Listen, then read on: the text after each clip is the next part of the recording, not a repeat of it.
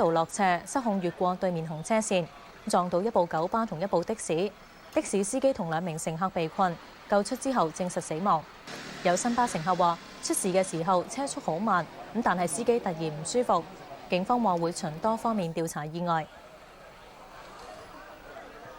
總理溫家寶喺柬埔寨出席東盟同中日韓峰會，與會領袖影大合照嘅時候，溫家寶同日本首相野田佳彥分別企喺東道主柬埔寨首相洪森嘅兩邊。溫家寶話，東盟同中日韓3國應該加強應對危機嘅能力。呢一節新聞提要報道完。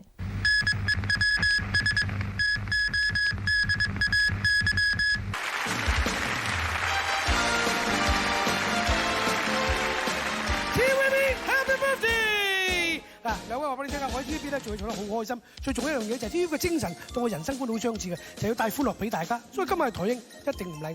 葉師傅，跟住以下落嚟呢個環節就啱晒你啦。